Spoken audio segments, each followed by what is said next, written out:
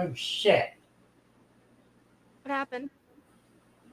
I thought I ended the stream. Nope, we're Nothing. live. Okay. Yeah.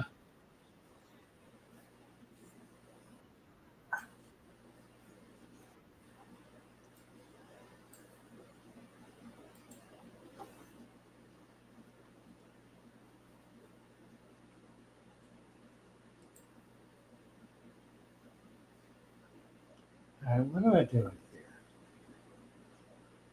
I love my little fishes as they swim about their home. I love my little fishes as they swim about their home. When the sunlight shines upon them and their colors begin to glow, I am drawn into a world where my heart longs to go. I imagine scenes of beauty and feel the warmth of love. I love my little fishes as they swim about their home. I have traveled the world over, but never found a peace that comes from watching my fishes as they swim about their home. My heart is happy and I am content to sit and watch them swim. I will not be alone while these fishies are in my home. When the sunlight shines upon them and their colors begin to glow, I am drawn into a world where my heart longs to go. I imagine scenes of beauty and feel the warmth of love. I love my little fishes as they swim about their home. Hey, Dina. Hey, Father Fish. How are you? A lot better than I was Wednesday night. Oh, man. You were in rough shape. What did you say? I couldn't hear ya. I said you were in rough shape. Yeah, well, the flu had me down. Well, you're back. That's it. Nice to have you. Great to have everybody here. Hello, Yeah, it hello, hello. Welcome to Sunday evening fish fry, a show and tell with Dina and Father Fish. And we're just happy to be here. Yeah. All ready for Christmas. Mm-hmm. I have 2 more gifts I got to get, and I got to get them. Hey, you're So doing better than me. I I'm haven't started working on- Christmas shopping yet. Well, my problem is I was going to do it, and now I've realized I'm so backed up Yeah. that I'm not sure when I'm going to be able to. Mm-hmm. So, but I got to do it tomorrow Yeah. somehow. You'll So, get it I done. don't know. Well, I suppose. Adam Ambrewster, Merry Christmas, Adam. Great to see you. Who else is here? Edward Haskett is here. Oh, let's see. Joey Darware, Kim Minnie, O.C. Urban, Sailor Ed, William Cuevas, Michelle Moss. Hello, Michelle. Need to give Michelle a wrench. See if we can do that. All righty. Get her all wrenched up here. Save. Who else is here? A resident alien. There's Tommy is here. Andrew. Edward. Rob. 3G on Mattis Factory. Hail, hail. Hail, hail. Let's see now. I also got Joel Angus. You know, we had somebody up here and they went away. Hopefully they'll come back. Yeah. I just came over to bring them up and that quick they're going. Well, Randall Schuyler is here. We got a wrench. I mean, we've got a mic, and I think we got him. Think so. Are you there, Randall? Yeah, I'm here. Can you hear me? I can hear you. We can't see you. Yeah. We got Turn no. mine up a little. Oh, you're in your car. He's Yeah. in your car. Look at that. And Sorry about that. Hey, it's the first time ever talking to you. I like your videos and your channel. I got a question. yeah. What do you think of the new upgrade on the AquaClear filter? Do you think it's as good, better, worse? Does the old media blocks, do they work in them, or you have to cut them down to size, or what? You're asking the wrong guy. I don't. I use very little high-tech equipment. Right. Very little, and none of my tanks have high-tech equipment in them routinely. None of my small tanks, I should say. I do have canisters in my biggest tanks, like 100 and up. I'll put a canister in, but for anything under 100 gallons, I use sponge filters. Okay, yeah, I use a lot of sponge filters. Yeah, Yeah, they work. same here. They work just as well. I think they're better. They're a whole lot cheaper, Oh, yeah. Sure. and they do exactly what a more expensive pump does. Mhm. Right. There's really, I don't see the benefit of spending $150 on a pump, on a filter, that you're going to have to then continue spending money buying cartridges. Right. You're going to have to take it apart and clean it routinely. You're going to have parts go up on it. I mean, it's a constant expense, Right. Yeah. Exactly. and I don't see the value of that. Mhm.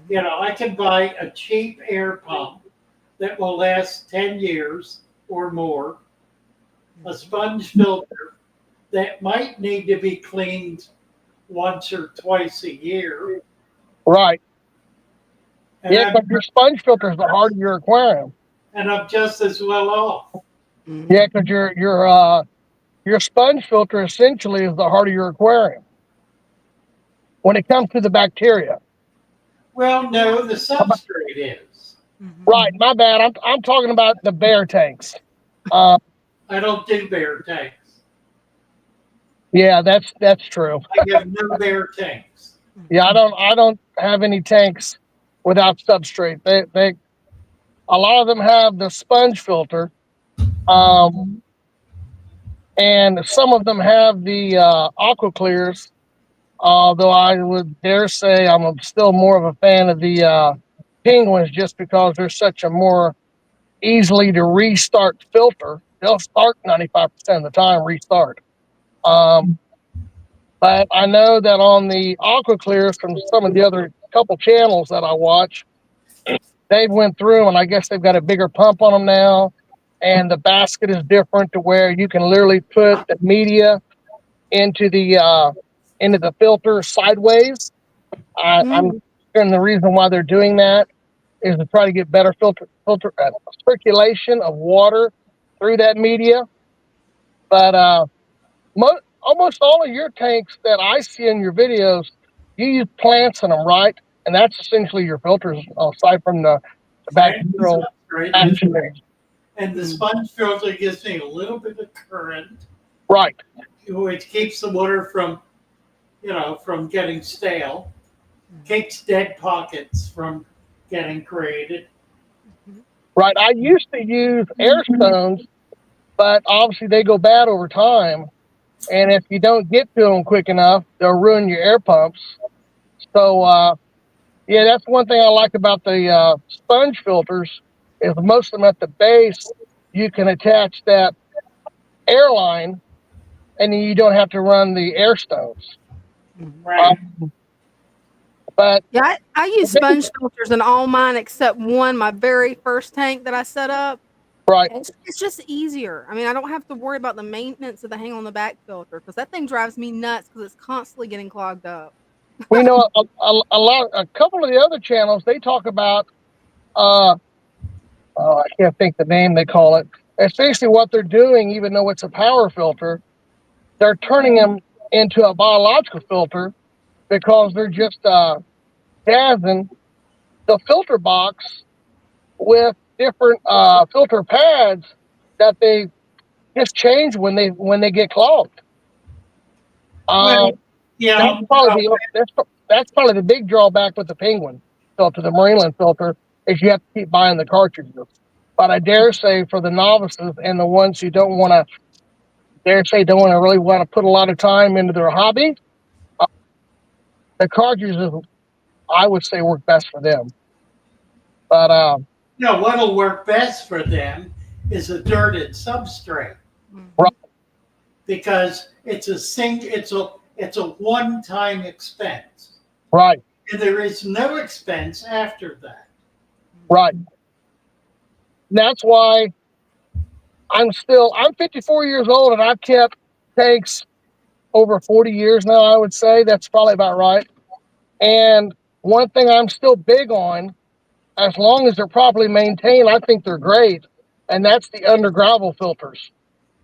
I'm from Indiana, and my brother knew the man who started Perfecto, who started making the tanks, and then they made that Perfecto Undergravel filter.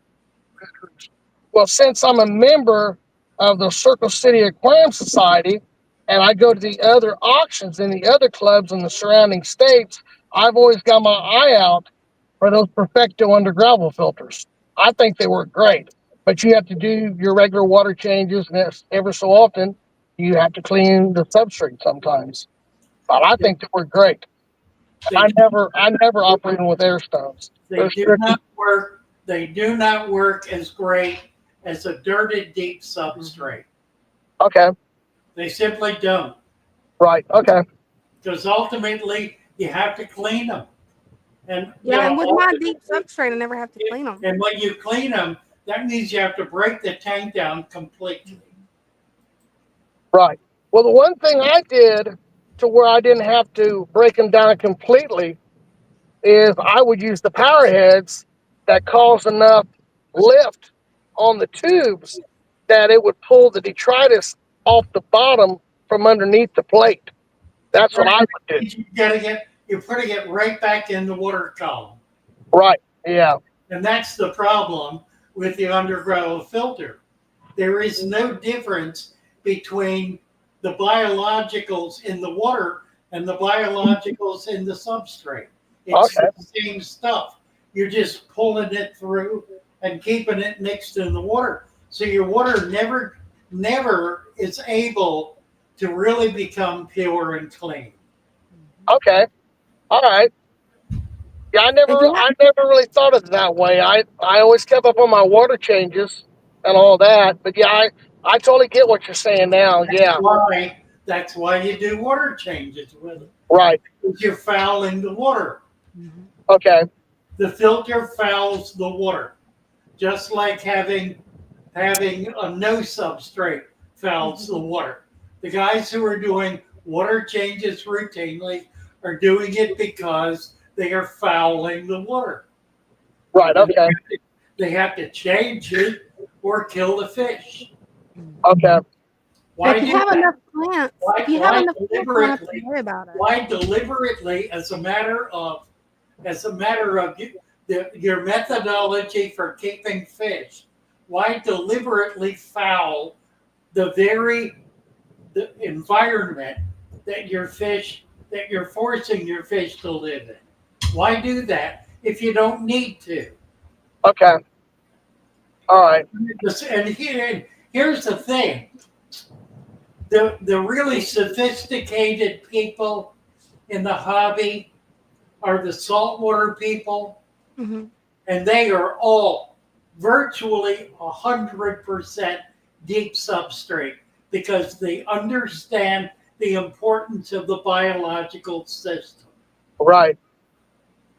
And yet The sand. I blame the big box stores Right. and the manufacturers for insisting on using a system that is short term, that does not maintain a healthy environment, that requires constant maintenance in order to be able to try to keep fish alive, and that ultimately kills fish and does not allow plants to thrive more than 6 months to a year tops. Okay. That totally makes sense. I get that now. Yeah, I'm gonna start up a sand. I'm gonna start up another sand tank uh, this year in the spring, and I'm Well, gonna totally do it. I'm gonna totally do it your way. put some soil under that sand, and you'll have a tank that will last the rest of your life. Definitely. Okay. And the tank that I've got set up, if I can get my camera right there, that's a deep substrate Father Fish method tank. And I've got enough plants in it. I don't have to do water changes. I've got the water level a little bit low because I couldn't find a lid that fits that tank. I didn't want my rice fish jumping out. But I don't have to worry about vacuuming my tank, getting the detritus out. Instead, the plants take up that nutrients and actually keep the water column pure. It's just got a Right. sponge filter in it. And I haven't had to do any water changes, and I think I've had that one set up about 6 months. Okay. Yeah, with So as many tanks as I keep, I don't do water changes. you're essentially keeping the system closed, even though you're doing water changes occasionally. No, I You're don't do water keeping the changes. system closed and allowing the aquarium to do its own work. Yeah, well, what Okay. you wanna do is build a natural ecosystem within the tank. And it's not so Right. much that you got it really closed off, you just wanna have a food web, plenty of plants, and just let nature do its thing. Okay. Because I never do any water changes unless I see a problem, and I haven't had that problem to do a water change, so Right. Now, what did you put underneath your sand for your what Dr. Fish was saying? I So can't we think. have a formula. We Mhm. have a formulated product that we sell. We also teach people how to make it themselves. It contains 14 different elements. We make that simple by selling 12 of those elements as a supplement. Mhm. Or The you rest can of get it you can get in any garden supply store. Mhm. Okay. And yeah, and a All lot right. of times I just buy the Father Fish Soil Complete that has everything in it where you just add 1 inch to the bottom of your tank, cap it with 2 inches of pool filter sand, and you're ready to go. Okay. All right.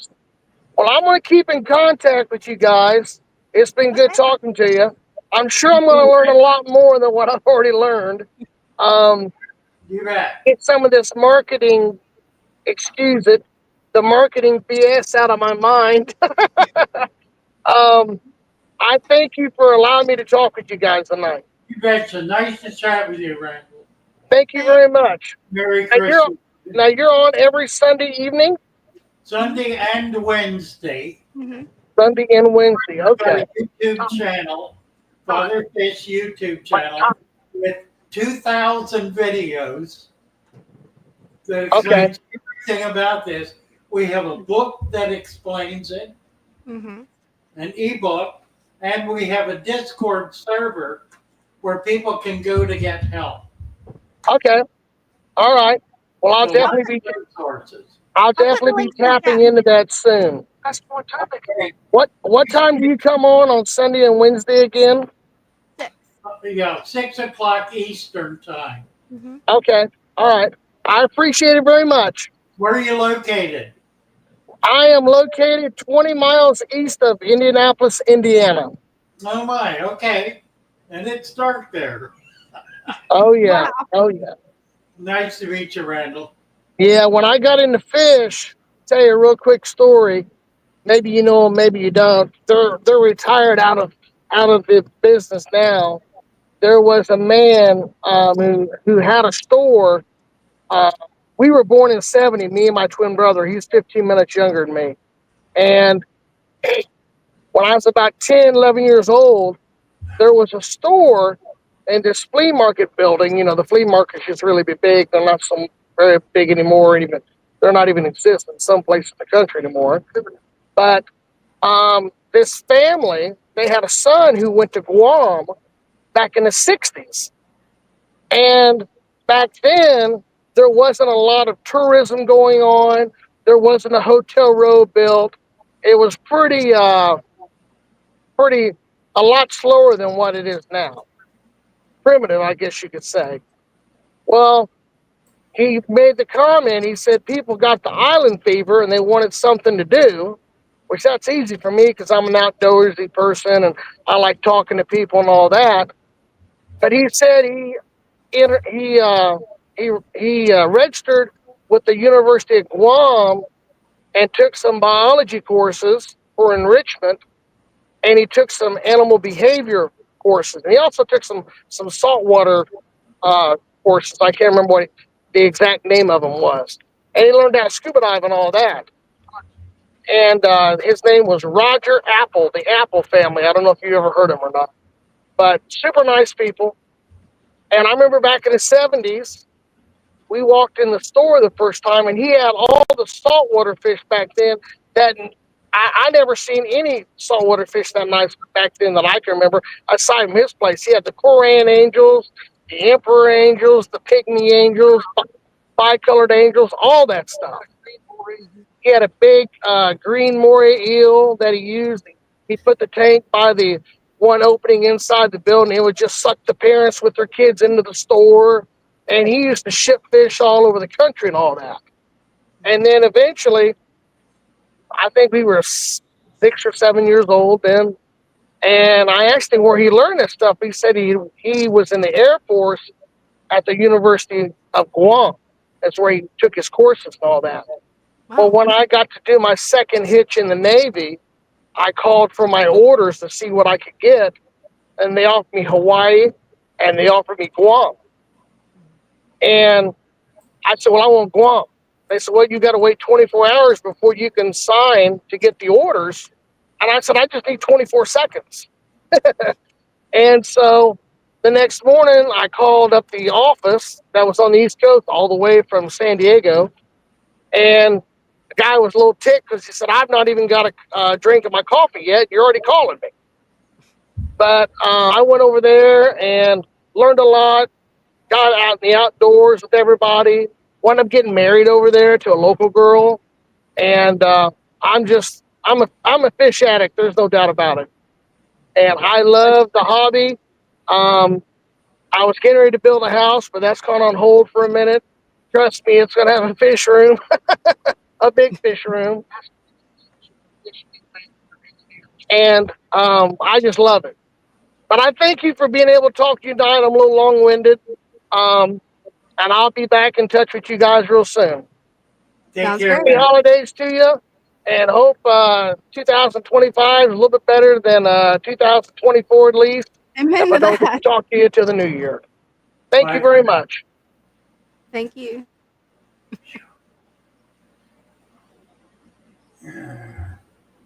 Oh, there's a question from Joey in my chat, Father Fish. He wants to know what size sponge and air pump would you use for a tank under 100 gallons? I use some of the 8-inch Mm-hmm. sponges, which is a big sponge. There is another one that's bigger. I actually don't think I have owned a couple. I don't have any right now. There's an 8-inch sponge. I think we sell it, in fact. Mm-hmm. That's really good for a 55 or bigger. 55 to even a couple of hundred. Although I find that with really big tanks, it just makes more sense to do a sump rather than having a couple of big sponges in there. But even with that, you need a second source of water movement. What you don't want to do with the big tank is have your pump go dead and have the water stop, particularly if you're keeping big fish. And the main reason for having big tanks is to keep big fish. But the oxygen demand for a big fish is much higher. A fish 12 inches long is going to use more oxygen than 100 fish 1 inch long. That means that big fish has a much greater impact on the system than a whole lot of small fish do. Primarily, that impacts your ability to keep big fish in a big tank without adequate support. Now, you can always do one fish in a big tank. When I met Henry Hall, who had been keeping fish, when I met him for as long as I have been keeping fish, he had no tank smaller than 100 gallon and no more than one fish in the tank. But some of those fish were 5 feet long. That's a big fish. The rest of them were 2 to 3 feet long. And now all he had was a lift tube, lifting water and dropping it onto a sponge pad sitting above the tank. He did not have lights on the tanks, and fed once a month. So and after he fed, a week after he fed, he cleaned the sponge filters and did a partial water change. That was his routine. So once a month he would feed one weekend. The next weekend he would change the filter, clean the sponge filters, squeeze them out, rinse them out, and do a 25% water change. So that was it for the month. And he maintained these monster fish. They became the first fish in the National Aquarium. It was the first collection of fish that was brought in there. But his fish then, because of the way he had it set up, if that pump went out, the fish would survive because the tank was big enough to support them. There was enough O2 CO2 exchange going on naturally to be able to support one large fish. If you have a large tank with African cichlids, and you've got, well, for example, I have a 120-gallon tank with about 50 African cichlids in it, many of which are 4 to 5 inches. If I let that go to the point where I had one source of moving water and that stopped, within an hour those fish would be at the top gasping for air. Within 2 hours, the weakest one would die. And that would create a cascade effect in which bacteria would burn up more oxygen, so that within the next hour, 2 or 3 would die. And in the next hour, 5 or 6 would die. And by 4 hours down the road, all but one fish would be dead. There would be one that would survive because the tank would be able to maintain enough oxygen to support one fish. That's simply It's amazing, but it really does work that way. I've had tanks crash, and I know folks who have had tanks crash in which not every fish dies, but every fish but one dies. And it's consistent, it's coherent, and it's because there's simply enough oxygen left only for one fish. So the solution to that is to have two sources of moving water. Now, unless you've got some kind of a backup generator system, if the power goes out, you're still dead in the water, literally dead in the water. So if you're going to maintain that kind of system, you really need to consider a generator backup in order to be able to protect that tank from the cascade effect. There's nothing more devastating than spending a year, 2 years building a population of fish that you're very proud of and that are very, very hard to have come by, that you spend a great deal of money on, and then something happens to the power late in the evening. You don't get back to that tank in the next morning, and all but one fish is dead. And it does happen. It happens. It's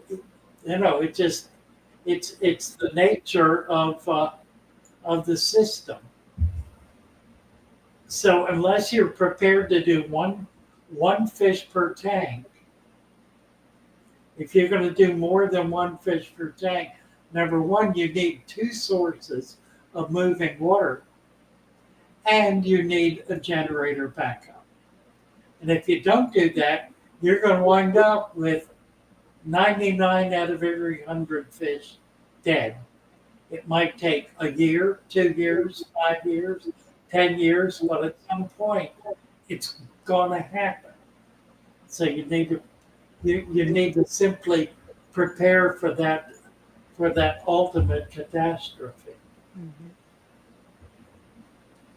And I think truthfully, a lot of fish keeping is that way. A lot of fish keeping is planning ahead to prevent catastrophe. Thinking down the line, thinking what would the impact be of what I want to do long term? Is this something that I can do in my tank that's going to be safe and it's going to be healthy and it's going to be effective for the long term? If you think in those terms and you're acting in those terms, then you're doing everything in your ability to prevent long-term catastrophe. It also allows you to keep your eye open toward what's happening in the tank in terms of seeing the direction that things are going in. If you suddenly find that your fish are lethargic or they're hanging at the top, then you know you have a problem that needs to be addressed. And it doesn't need to be addressed tomorrow. It needs to be addressed right now. When you have an issue in your aquarium in which there is something struggling, in which there is some condition that is going in the wrong direction, don't wait to see what happens. Now, I'm constantly advising that you don't just leap in there and do something. And I'm not changing that. What I am saying is that when you see something, you need to focus on it. You need to study, you need to understand it, you need to figure out what it is that's going on. And what you don't want to do is put that off until it gets worse. Because very often the worst is horrible. It can get worse real bad in overnight, in a day. A single fish that's struggling, if you don't deal with that then, tomorrow that fish likely is going to be dead. And if you dealt with it, if you had dealt with it when you saw the problem, you may well have been able to save it. And I speak from experience because I'm the ultimate lazy fish keeper. You know, I see a problem and I think, oh, well, I'll have to check that tomorrow. And tomorrow comes and the fish is floating.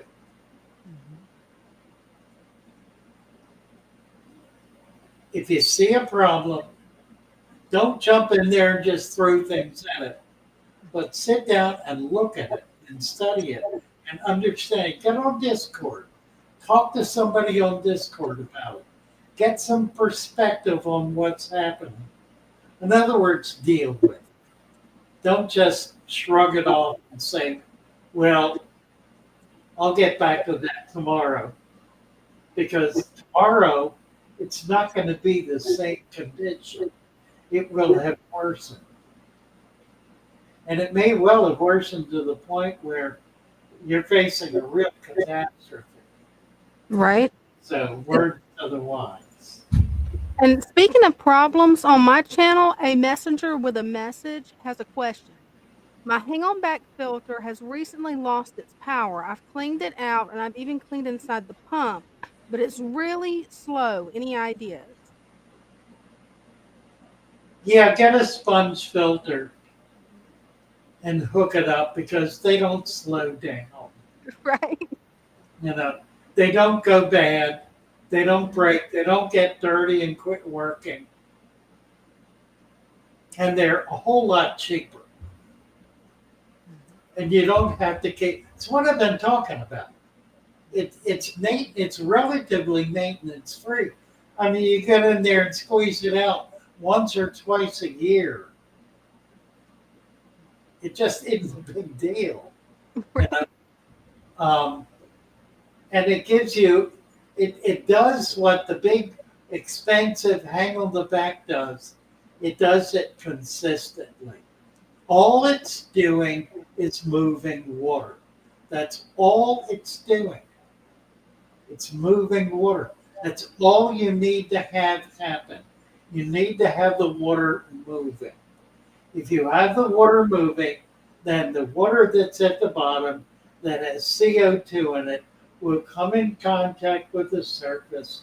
The CO2 will be released. Oxygen will be dissolved.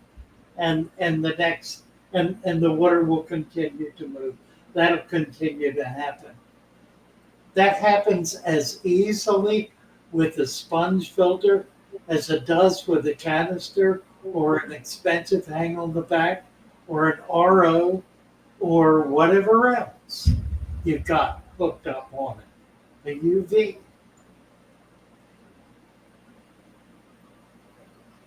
The only thing a filter does, or the most important thing a filter does, is move the water. That's its single most important function. It does not need to move fast. It does not need to swirl around. It can move very, very slowly. That's perfectly adequate. The air it will move at the rate of the air bubbles bubbling to the top if you're using a sponge filter. And unless something happens to the pump, those pumps hold out a whole lot better. Those air pumps will hold up a whole lot better than a hang on the back filter will. They'll work 5, 10, 15 years or more. I mean, it used to be when I was young, the diaphragm wear out. The diaphragms don't even wear out on these new filters. They use silicone rather than rubber. Rubber deteriorates. Silicone doesn't. It just keeps going forever. It'll go for 50 years. Wow. They've been around long enough for them to wear out. The interesting topic, isn't it? Actually, it is. Yeah. And I'm so glad this fella came up Mm-hmm. because, it allows us just one more time to really take a hard-nosed look at what the industry is recommending as tools for maintaining aquariums. And by and large, what they're recommending is not particularly beneficial, at least not more beneficial for the aquarium than the simplest thing we can possibly do. And more often than not, the simplest thing we can do is the best thing we can do because it accomplishes exactly the same thing as the most complicated device. Right? What is the purpose of a filter? The purpose of a filter is to move water. That's it. And a sponge filter does really good for that. Move water. That's all it needs to do is move the water. And the sponge filter actually moves more water than a hang on the back because not only is it pulling water through the filter, but when the air bubbles are released, they're moving water. So it's a double action. It's creating a Venturi effect, which sucks water into the sponge, filtering it, but it also creates a dynamic effect with air by putting air in the water. Mm-hmm. Air in the water also causes water movement. It creates a whirling kind of effect. So it's really more effective than simply a stream of water flowing into the tank. Yeah, absolutely. That's the reason I only have one hang on back filter that I'm still using, and I'm debating on tossing it in the trash because it's too annoying. I love the sponge filters. They're just easier. They're less of a headache, easier to clean. You don't have to worry about, okay, do I have to fix this little mechanism that broke inside of it? Yeah, they don't crap out. Exactly. You get it a little out of balance and it quits working. Mm-hmm. Something happens to the impeller and it quits working. Right. You get some sand in there and it quits working. I mean, on and on. Yeah. And I've been fighting with mine because it's honestly doing the same thing as what a messenger with a message, what his hang on back filter is doing. And I've already been looking. I was like, I just want to go ahead and throw a sponge filter in there and be done with it, and not have to have the headache of the hang on the back.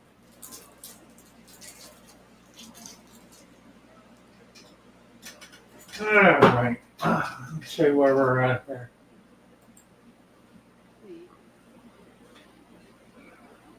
Rina Winsbury. I just put a sponge in my filter instead of the floss.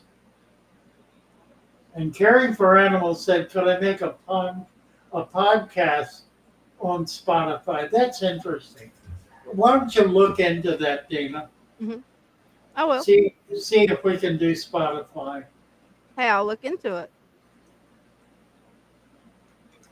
Darware, how do you feel about the coarse sponge versus the fine sponge? Really good question, Darware. I prefer the fine to the coarse. I've used both. I find if you're going to use a filter in a pond, you need to use the coarse because the fine will simply clog up within the first 2 days. but I think the fine does a better job in an aquarium than the coarse does. There is a polishing effect that a sponge filter has in an aquarium, and by polishing I mean water clarity. The sponge filter, a fine foam sponge filter will it'll filter down to a micron. Oh wow. It'll filter so fine that that it'll actually clear up clouded water, whereas the coarse will not. A coarse filter in an aquarium is not going to clear up cloudy water.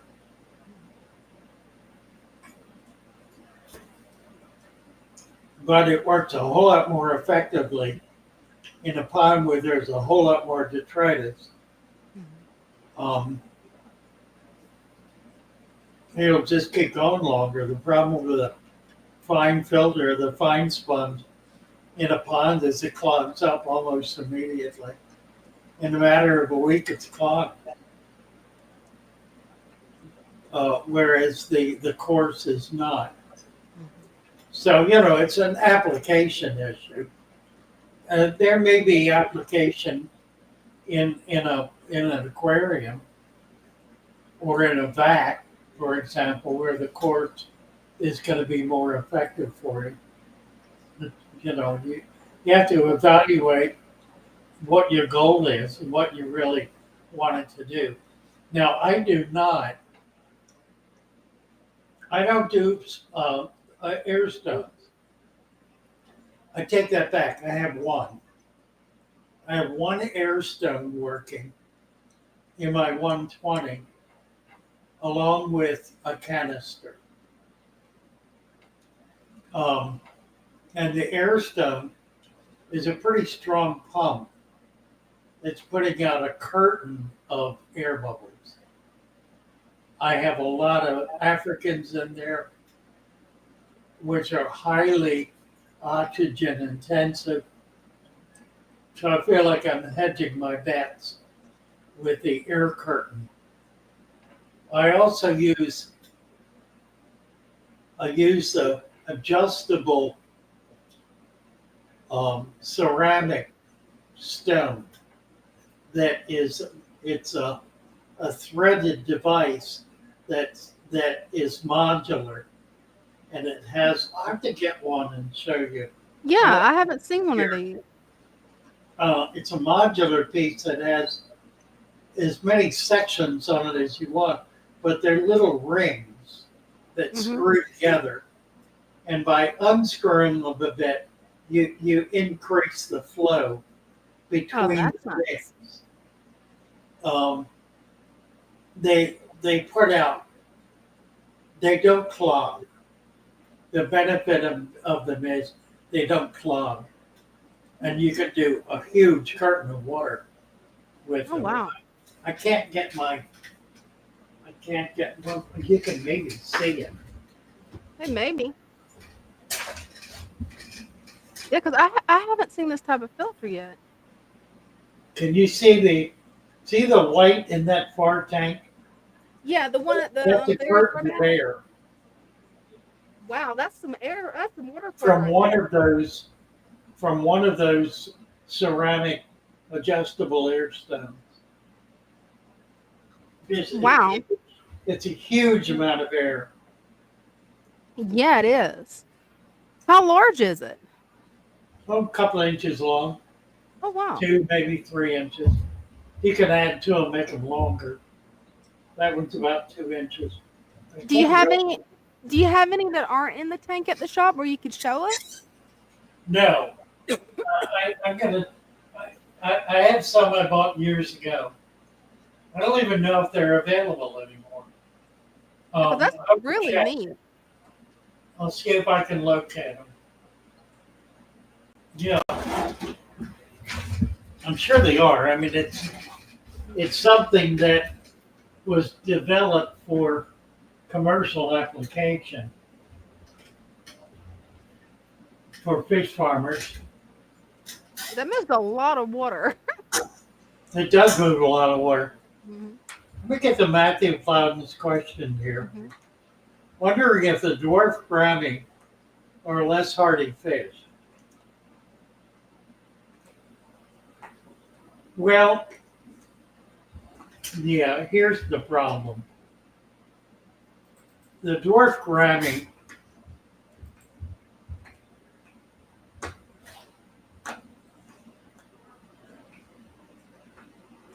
how can I do this? Dan's Fish, about 2 years ago, did a research project, a lab-based research project on the dwarf gourami. And he discovered that they all come out of the Far East. Nobody in Florida breeds them. They used to, but they don't anymore. They all come out of Thailand and the Philippines, primarily Thailand and the Philippines. And they are infected with a virus. And the virus kills them within the first year of their life. Yeah, that's what happened to Oh. mine. 100%. Mhm. It's a 100% deadly virus. It's a pitiful virus. I mean, it's Yeah. horrible. Mine had it. There is, and the difficulty, the reason it's happening is because they do not ship females. And the reason they don't ship females, really, it's not because they don't want anybody to breed them. It's because the females don't sell. They don't have the color. And they're sold for their color. It is possible, there are some farmers, some Florida farmers and others who have been able to order shipments of females, which they have been able to spawn and save the young.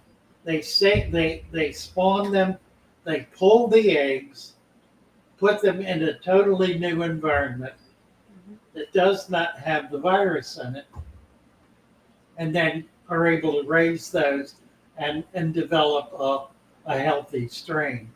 And That's good works. news. That works. The problem is it's a relatively cheap, very popular fish. So to make it economically viable, they cannot simply produce small lots of a few thousand fish and be able to make it financially worthwhile. Yeah. I mean, the reality is the farmer makes less than $1 on those fish, more like 50 cents. Mm. So unless he can sell tens of thousands of them, it's not worth his while to raise them. Yeah. And the market is structured in such a way that there are only a few major wholesalers that even buy from the Florida market anymore. The West Coast wholesalers, jobbers don't. They get everything in from the Far East. Everything, 100%. So we're kind of stuck. Right. The Philippines and Thailand are not going to clean up their act, mainly because they can't. They don't have the quality control over their product to be able to clean it up. But most of the farmers are small operation farmers. Now, by small, that I don't mean ma and pa. I mean I do, but I don't mean hobbyists cranking out a few hundred fish. I mean a farm that's producing 100,000 fish of a species in a season, and producing maybe 3 or 4 fish, um, making a decent living. But that's the nature of the population, and there's no attempt to be able to do anything about ensuring the quality of those animals. So I don't know what the answer is. I think ultimately we have to stop buying those fish. Right. To do that, there needs to be general knowledge and understanding about what the issues are, and nobody's telling the story. I mean, Dan did the work on that 2 years ago, and it got exactly nowhere. He promoted it, he put it out there. Nobody picked it up. None of the major publications, nobody in the industry picked it up. They don't want anybody to know about it because it'll disrupt the chain. Even though the chain is corrupted by this disease, they don't want the apple cart turned over, because then they would have to do something else. So they're taking advantage of people, like selling product that is not a healthy product. I think it changes when the hobbyist demands that it change and is willing to spend the extra dollars to get something that's quality. I think Dan is producing in-house product now that's not diseased. He was. Whether he's still doing that now or not, I don't know. But he was. And there are, I know, a few farmers who are doing it. Their problem is finding a market. So maybe what we need to do is develop new and better markets for new and better product. Absolutely. Jacob Wade is here. Hello, Jacob. Hey. How are you guys doing? Good. How are you? Pretty good. My leaves are breaking down really nice. Oh, nice. Oh, good. Yeah. That means you have microfauna in there eating them. I put a lot of them in here. They're breaking down over here too on this side. That's great. It's over. That jungle valve. I found out that a corkscrew would kind of fight with my jungle a little bit. Do you think that would hurt my jungle valve? Because I mean, I love this jungle valve. I love valve. No, not at all. No, I don't think you could beat it with a stick. I mean, right. I've had it take over more than one tank. It's amazing. So is this algae right here? Because I have this on this glass. I guess that's algae, that spotty stuff. Yeah, you got a little of it growing on the leaves too. It'll grow on the old leaves. I'm going to be right back. On it very, very little now. Before it, black algae would come in and overrun every single plant I had. If you cut the light back an hour or two a day, or turn it off completely for 2 to 3 days, the algae will die off quickly. See, now when I did that, it made my plants wilt really bad, like fold over. Is that because they wasn't getting light? Well, yeah, probably, but it's not going to kill them. Not in a couple of days. Sweet. All right, so maybe I'll have to do that. Well, I mean, it's the levels of it now are very maintained compared to before, so it's not really doing nothing anymore. right. But Yeah, I don't think that you've got a real issue, but you know it happens. I have a tank that does that, um, and I have to keep the light low on it for a couple of days to get it under control. wow. All right, because now what if my light is only one of them lights that you just turn on for day and then nighttime? Then just cut Yeah, back just the out. cut back the hours or turn it off completely for like 2 days. Okay. All right. I really wish everyone could smell my water because it just a water smell. That's I it. know. It just smells like warm water. Yeah, yeah, right, So right. awesome. Like before, even the water change I did before on my old tanks or getting near my tank, it would always have this like fishy smell. Even coming back the hallway, you would smell it. You could tell. Right. Now there ain't nothing to it. And see all the jumpers? I got a lot of them guys. They sit up here on top of the valve. See the little salt looking thingies? I have a couple of fish. I have hatchet fish and medocas that love those little things. I'll move And them then out of one tank and put them in the other. Hi, Brenda. Brenda's here. they're back there, one back there. They kind of look like a whole See bunch of pieces. anything? Do you see any of the fish eating them? Oh yeah, they love them. I wish I could get a slow motion camera because I would get a perfect photo because it would be a fish coming out, open its mouth, and then it would go right back under. I wish I could get a slow mo camera to catch that.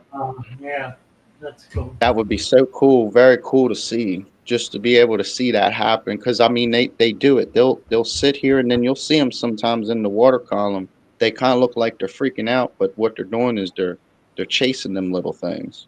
Right, right. Let's But see. yeah, Matthew's looking for a hearty centerpiece fish for a 20-gallon. You know, the simplest one, Matthew, is an angel or a couple oh of angels. I mean, that's a magnificent centerpiece fish that's perfect for a 20-gallon tank. You don't have any angels in your tank, do you, Jacob? no, I actually didn't want to do these platies. I really wanted to do angels at the beginning. I was thinking angels and tetras. Right. Would the tetras get along with the angels? Because I was thinking because of the size, I could maybe get 4 or 5 angelfish. Yeah, larger tetra will. Okay. Like neons won't. The angels will eat them. Once Ooh. the angel gets about 4 inches, it starts eating all the little tetras. Oh man. Yeah, I guess that tends to happen. Because I mean, I don't think I've ever seen a full grown one, and they say them things get huge. Oh, they do. They do. 6 inches or more. They can get really big. Wow. My Yeah, I one would friend. recommend angel as a centerpiece fish. It's Oh yeah. easy to get. You can get really pretty ones. They're not aggressive. They're not going to beat up on other stuff. They don't swim around a lot. They're more stationary. It's really a perfect centerpiece fish. And I found that when I added all these leaves, I've actually see more more cleaning coming from both my plecos and the what are them things called, clown loaches. And I've Well, seen that yeah, they're and I've finding food. They're finding more food. and I've seen that the assassin snails, I've still got 2 of them. So they did not kill the assassins, but they killed every single blue ram horn. Yeah, I would get those assassins out of there. They're eventually they're going to find them. Well, the problem is the assassins are preventing any other kind of snail from being able to survive. Mhm. And there are a lot of snails that are very desirable. Oh, absolutely. Well, see, I didn't have no issue with the assassins. I was getting actually an overrun tank of pollution of snails, but then when I put those clown loaches in, they wiped them out That's in like true. less Yeah, yeah. True than an enough. hour. Yeah, that's I true. I woke up and I said, "What in the world? How'd I lose all my snails?" Right, right. I I Assassin learned, snails will do it. Yeah, oh it's true. yeah, I learned the hard way, I guess. Right. Yeah, I inherited an assassin snail from a Facebook tank. I got a tank off Facebook Marketplace, didn't know it had an assassin snail. Yeah, it killed out all the snails pretty quick. Yeah, I'm with Adam. I need a 3G angelfish fix as well. Hmm. Need to figure out a way to get some fish shipped in from 3G. Yeah, this jungle vow is just it's only about 3 months and it's over 4 foot. I guarantee it's working its way to 5 feet already. Yeah, I had the biggest I ever had was about 7 foot.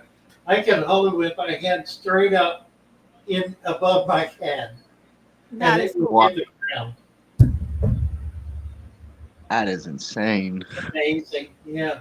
Yeah, it is. And that was grown out in like a 20-gallon tank. Wow. In a 20? Yeah. Wow, that's Stan Pittman. Hey, Stan, how are you? one question. So on my Dalmatian Molly, see how the one eye he's got the normal black in his eye? Well, if you look at the other side, it's more like a foggy gray. He could have had an injury. See, because he's just moving too fast for me. I can't Yeah, probably it's an injury. see how it looks like a cloudiness. Yeah, yeah. It looks like we got 3G. 3G is here. Let me get 3G up, Jacob. Alrighty, you guys have a good one. Thank y'all for having me. You too. Merry Thank you for Christmas coming to up. you. Thanks to Merry y'all. Christmas. Thank you. Bye-bye. Hey. There he is.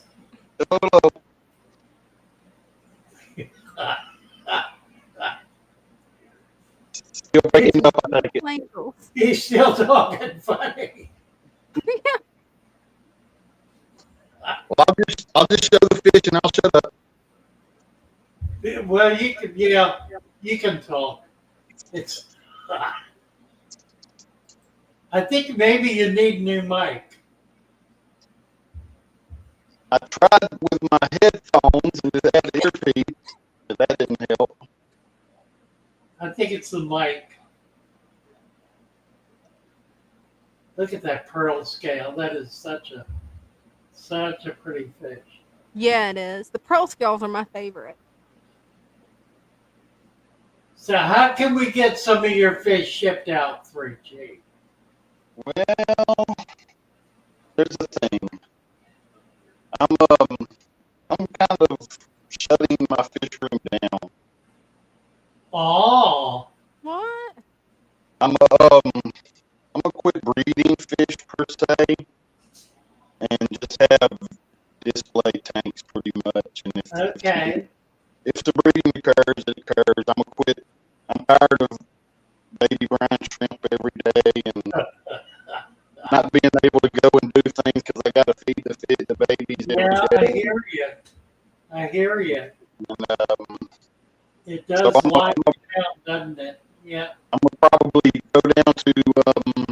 I'm not gonna have any tanks smaller than probably a 40 breeder, Okay. and that's gonna probably leave me with about 15 tanks. Nice. So anyhow, just kind of do some different stuff. Well, that'll work until you get a spawn of those guys. and then you're gonna be right back into it. Right? And I'll show you my glow angel. It's looking really nice. When I get a spawn of those, I'm sure that Oh, cool. Really? will Wow. change my mind. Yeah, right. Here's the parents of all those ones we were just looking at. Ah, right. Those are beautiful.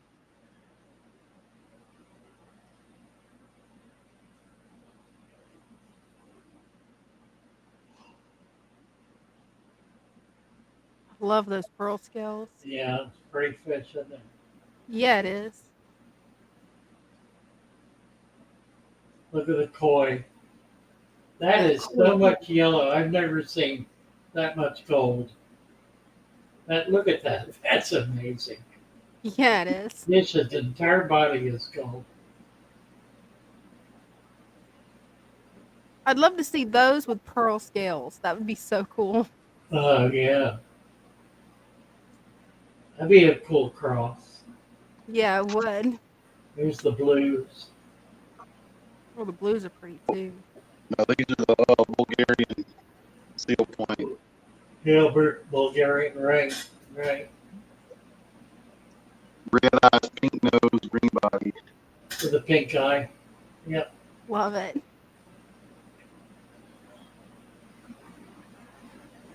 What is that plant? The orange one? The rust colored one?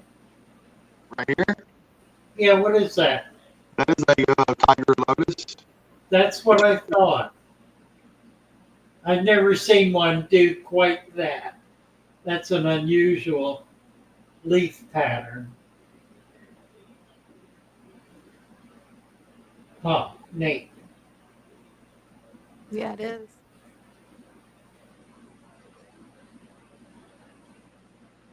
Ooh. Ooh. I love their fins. Some babies.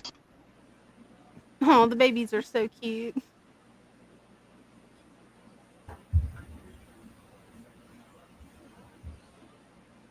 right, let's go look at the pink ones. Oh, yeah.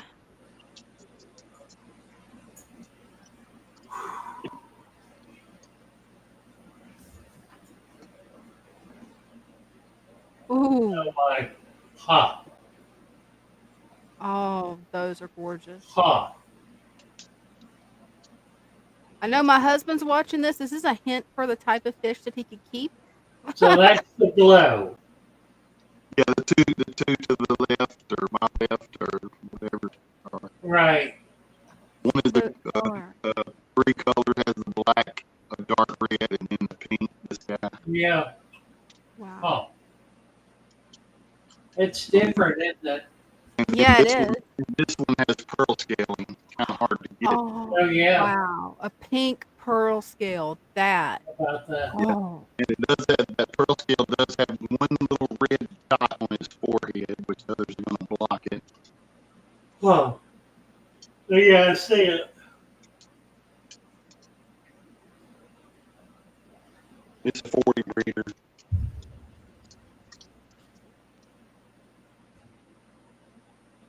Amazing. Yeah, they are. Adam said he needed an angelfish fix. Well, I got that for y'all. Right. Ah. Right.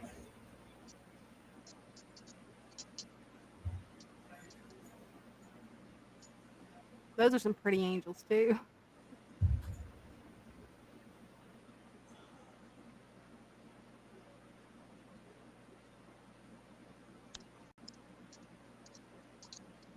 Pearl scale common. Big boy. Scalaire. It doesn't matter what color they are. Any of them that's pearl scale, they are just such beautiful fish. Ugh. All right. Well, I guess I'll back on out of here. Thank you, 3J. Nice to chat with you. Yeah, Thanks for having coming me on. up and putting up with my mic. Take care. Merry Christmas. Merry Christmas. y'all. All right, Osceola Llellan is here. Hey, Well, I'm not sure how much you can see. I'm out at the pond and cool. was doing some nighttime peeking at the fish, Oh, how nice. but I don't know if it's going to translate for you guys. Anywho, I just wanted to say hello. This is rainbow shiners and white clouds. There they are. Yep. I don't know if you can. So we can see them. And yeah, they're happy. It's cold, but they love the cold water. And there's a couple of golden dojo loaches down in there too, but you're lucky if you can spot them. Nice. Anyway, y'all have a good evening. Thank you. The ponds are doing great. Wonderful. Always Merry glad to hear Christmas. that. Merry Christmas. What are we doing? We got an hour ahead of us. Ooh. Oh, why? Yep. I'm ready to go to bed. Shut it down here. I feel you on that. The later it gets, the more I'm reminded I've still got the flu. That's the reason I ran and got another spoonful of honey. Right. Redneck says, Dan Pittman, Black Angels are calling me. I don't think I have any. I need to get some. That when I was young, that was the best that was available were the blacks. Yeah. A black lace veil was the epitome of the very best fish you could have.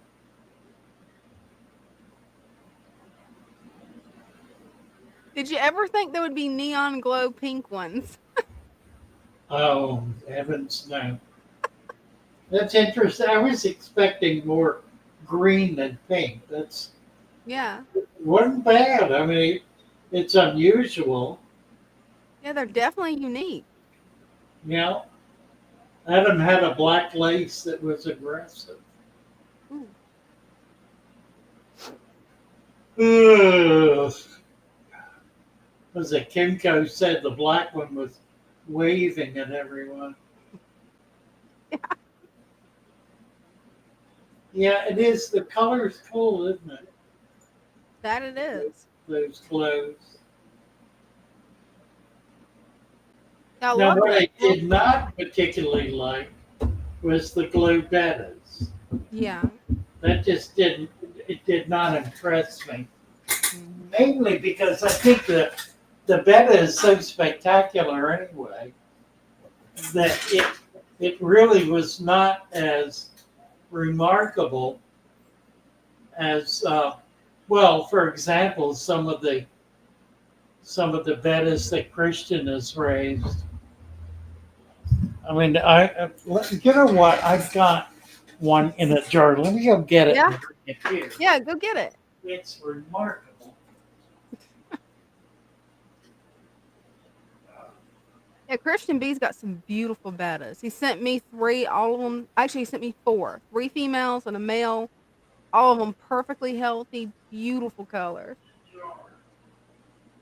Bear says, Dina, your cup reminded me. My husband snagged up my FF sticker to put on one of his guitars. Okay, that's pretty cool. And Fishcape says, love my rice fish. Oh, me and you both. I can't wait till they actually start breeding. So far, I've only gotten 1 clutch off of them, and that was by accident when I first received them. So hopefully this spring, I'll be getting some more baby rice fish.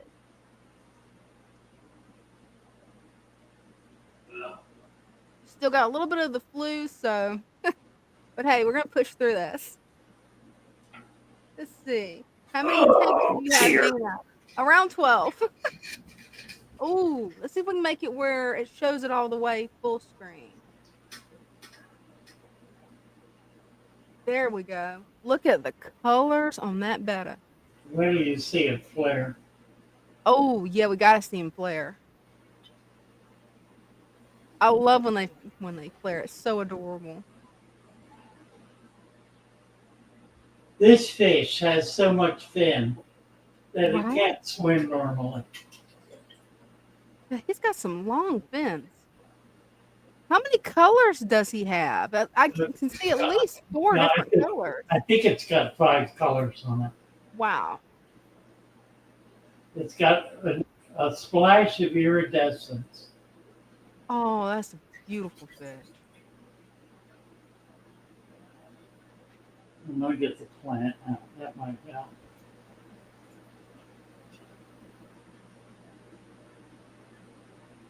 Oh, there he goes. Jeez.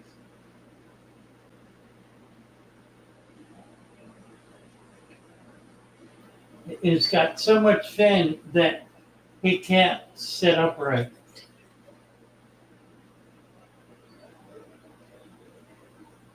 Never seen one with fins like that. Isn't that incredible? It is.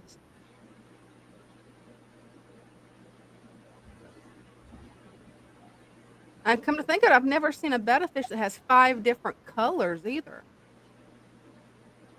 Are you planning on breeding him? Yes, he's got a serious swim problem. It could be bladder, but I don't think it's. I mean, it might be. I think it's finnage.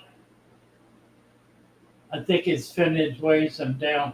Now, what a breeder would do is cut those fins back so it could swim normally in order for it to be able to breed. Yeah.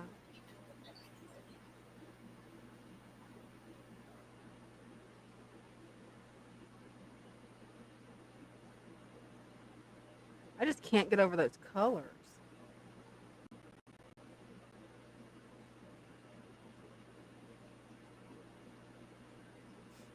So is it necessary to cut his fins back, or will he eventually build up How he's strength? struggling. Now he eats. He's grown. I've had him for what, 3 months? Yeah. And he's more than doubled in size. So he's not unhealthy. He just got too much finnage. You wouldn't be able to show him because he really can't. He can't stand up normally. Yeah. Do you plan on trimming his fins? No, I don't. I'm just going to keep him in a bowl. Yeah.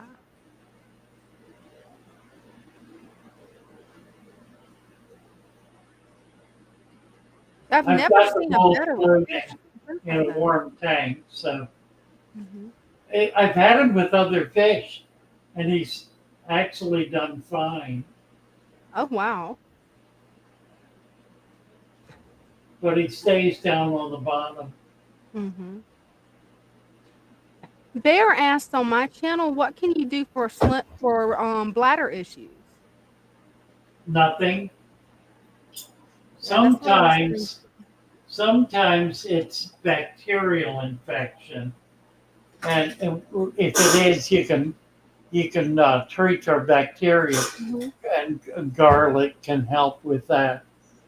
But usually, the problem is there's a very tiny duct that goes between a muscle, the breathing apparatus, and is run muscularly, that goes to the bladder. So they can open and close that to let air out or bring air in, and that can be damaged. And if that's damaged, there's nothing really to be done. Yeah. It's a microscopic, essentially a valve duct. so you can't really fix it. If it's a bacterial infection, sometimes it can be treated, but more often than not, there's really nothing you can do.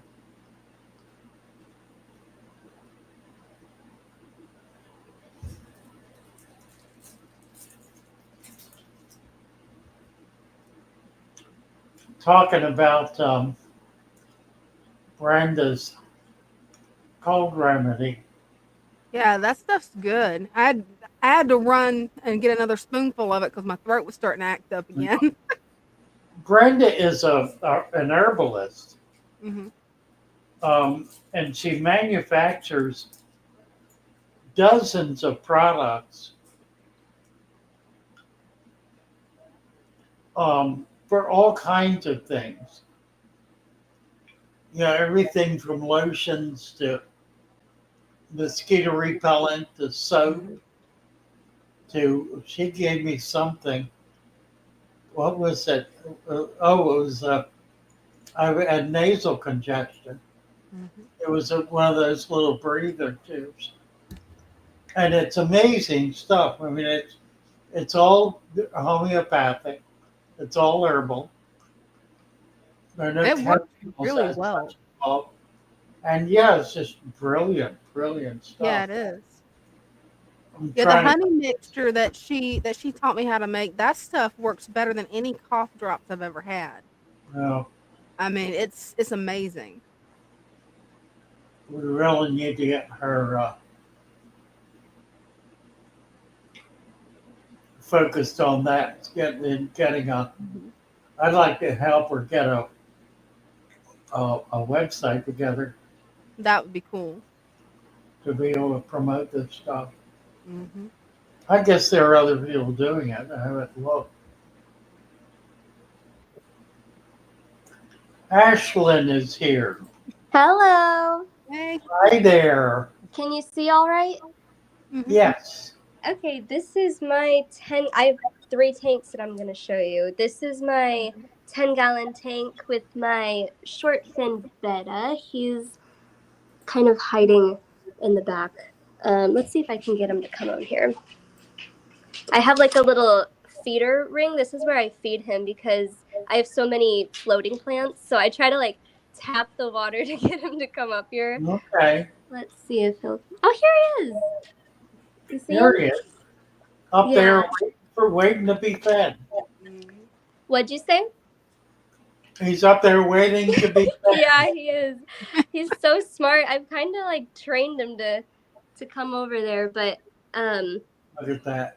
I love him so much. And then I've got a thank you. I've got a little snail right here. This is a mystery snail. Yep. And yeah, that's my 10-gallon tank. Some nice plants. Yeah. Oh my gosh, this hornwort has grown so quickly. Oh my goodness. Yeah, it will.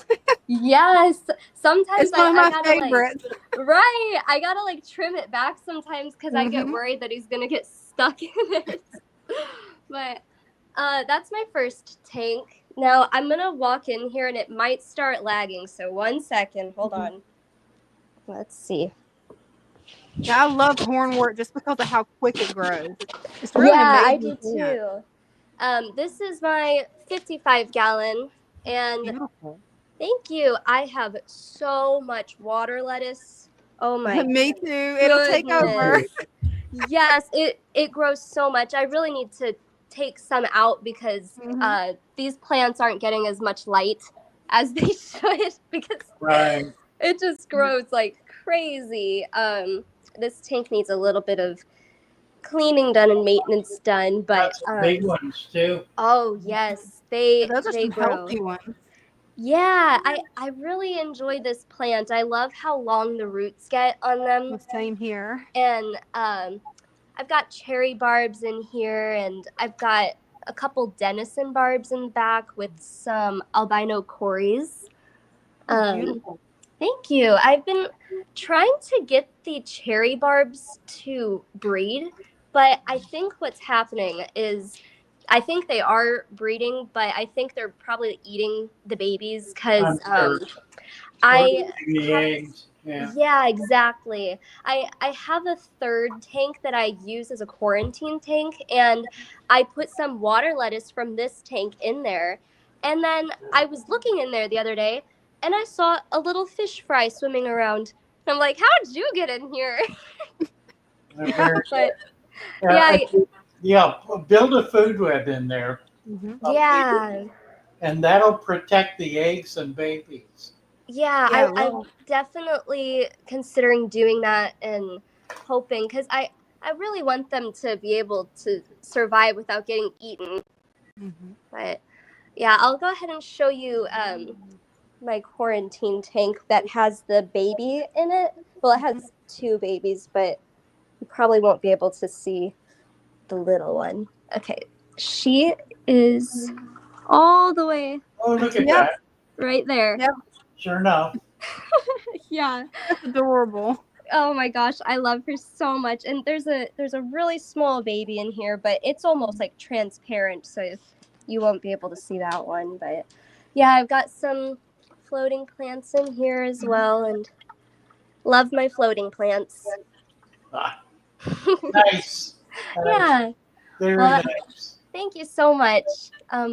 So that's all I've got to show for you today, but thank you so much for having me on here. Well, thank you. You're very welcome. Delighted to have you. Thank Merry you. Christmas. Merry Christmas to you too. Bye-bye. Bye-bye. Bye. She had some beautiful water lettuce. Yes. Let's see.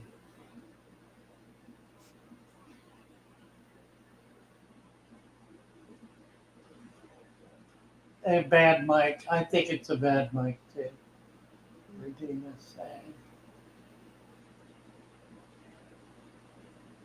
Let's see. I need to jump down. I'm way behind here. Somebody said something up here about the ebook.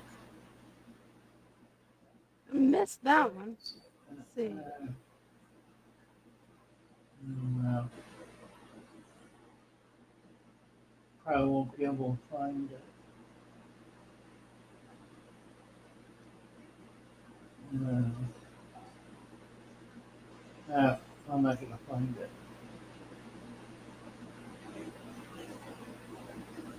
I'm looking to see if I can find it, but I don't think I'm going to be able to find it either.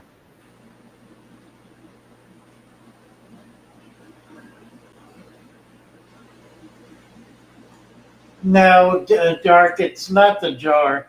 He was doing that. I had him in a tank, and he was doing the same thing.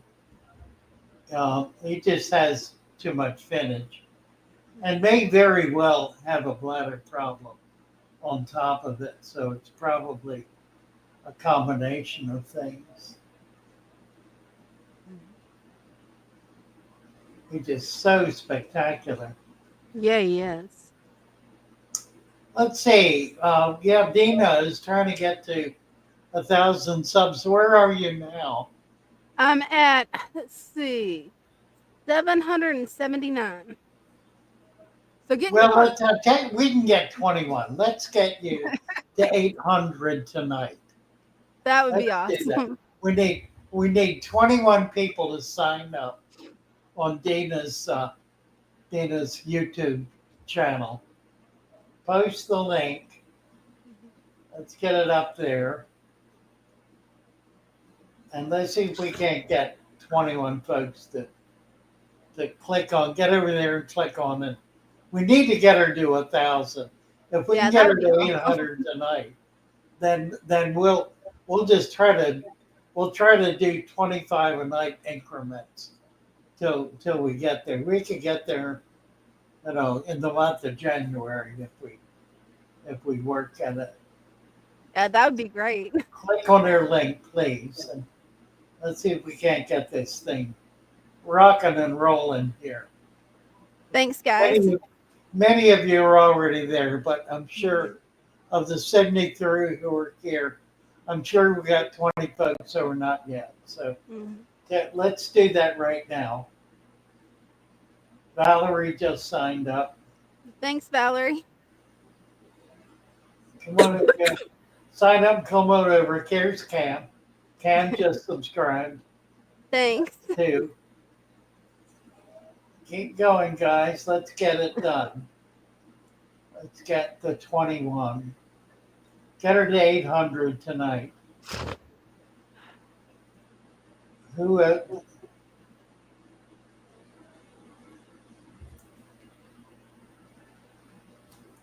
Post a link again. Let's get it.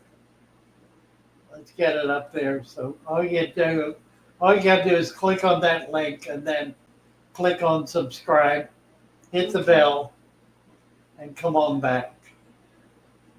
Yeah, I definitely appreciate it, you guys. Need to make this happen.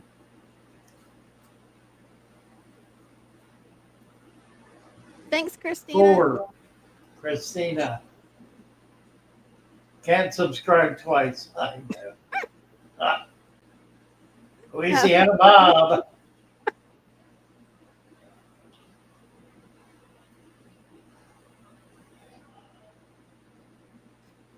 Yeah, we need a big push to make this happen. Thanks, Redneck Redneck Lake Live. and House of Pisces. Thank 5, you. 6, 7. Nobody did redneck, but somebody thought about it.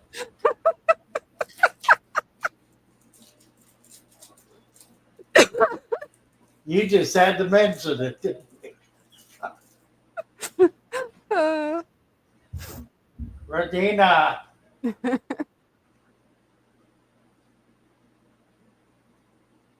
Thanks, guys. Yeah, absolutely, Mary.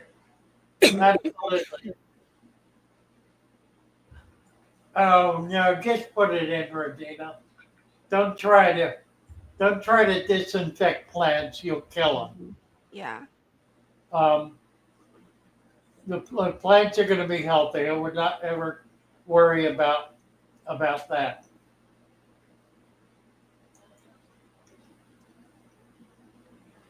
And that's so hard to hear, Minotsky. Just some nice job, Minotsky. Thank you. Thanks.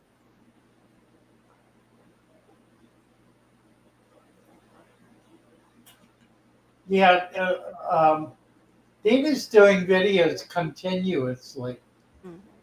She does a lot of shorts and then some longer ones as well.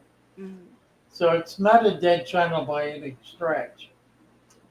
Yeah, just the last week I've had the flu and starting to lose my voice again, of course. But the last week I just haven't felt up to doing anything more than a few shorts. Yeah, she's got a lot of fun videos too. It's really an enjoyable experience going through her videos. Yeah, I've got a little bit of everything. A lot of dog stuff, a lot of farm stuff, a lot of chicken stuff. Yep. Lots of fish stuff. Some reviews, some tech stuff.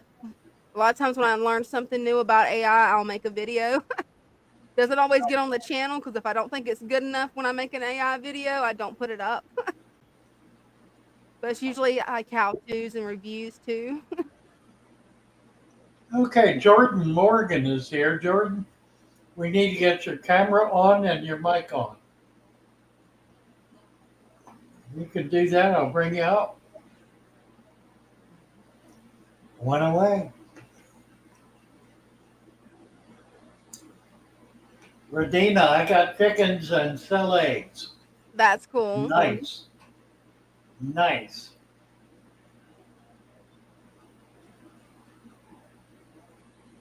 Bear says, don't forget the little thumbs. You betcha.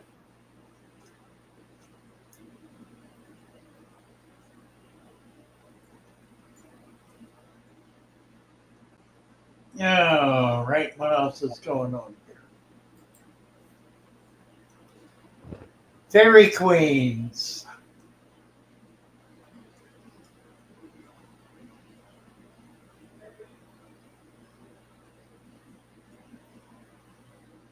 Cinnamon asks, Father Fish, do you like crabs or crawfish or crayfish?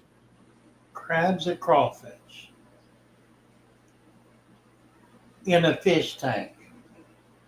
Well, I don't like crawfish because they eat plants.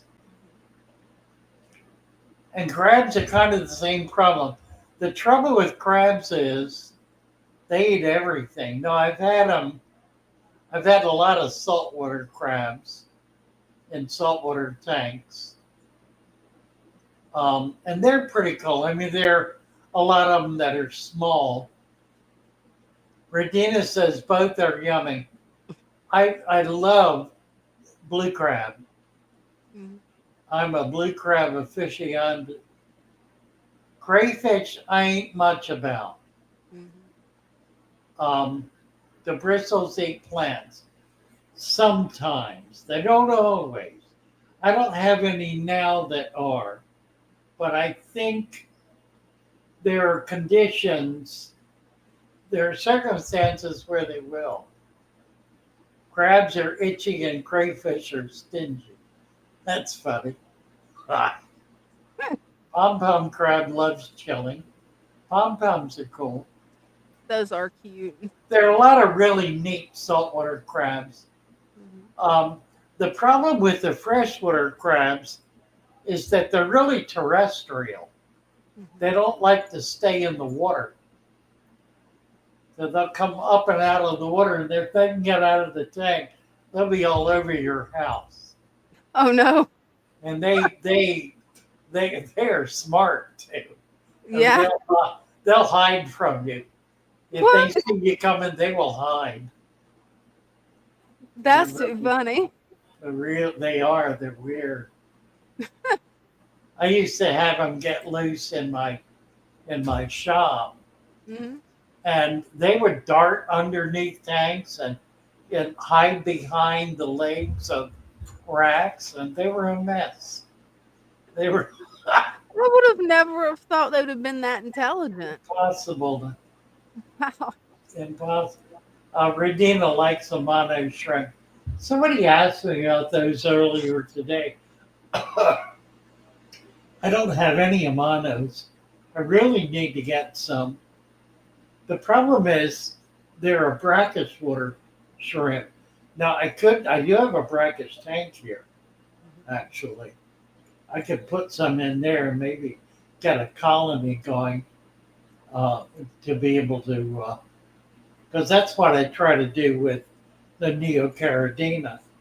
I've got a population of them, so I always have them available. Let's see, Mary Oliver, been without phone cable last few weeks. Mm. Good Lord. Craziness, Mary, craziness. Amanos, Rina says the Amanos will climb out. Oh, I did not know that. Sunny Moon says the farmers in Asia raise freshwater crabs in their rice paddock fields.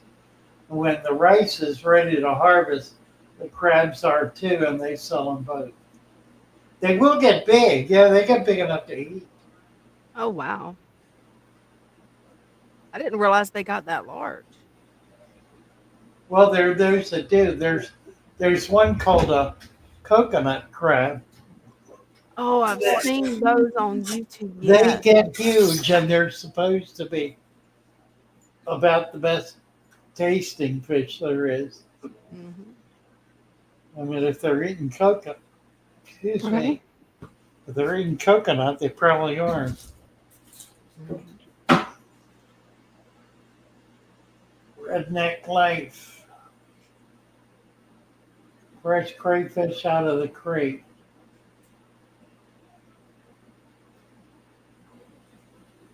Yeah, Bear says every crab I had in the past would find a way out of the tank. Well, most of those are actually terrestrial crabs. They need to go in the water to keep their gills wet. Mm-hmm. But a lot of them live in trees next to water.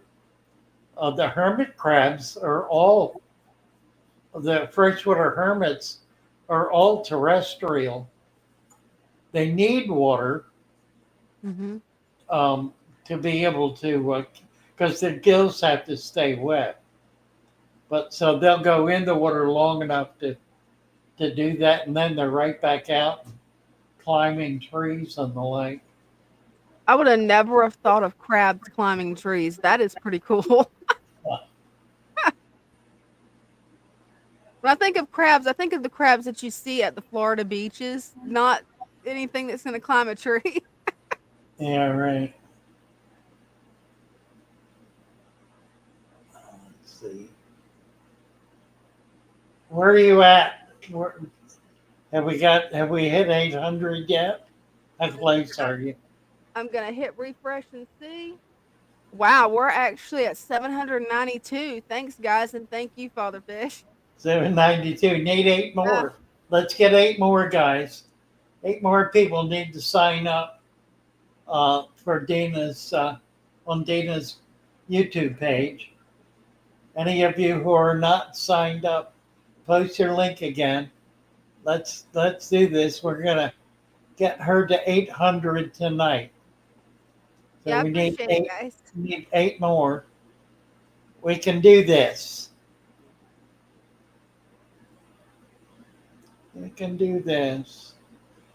There was somebody. That's.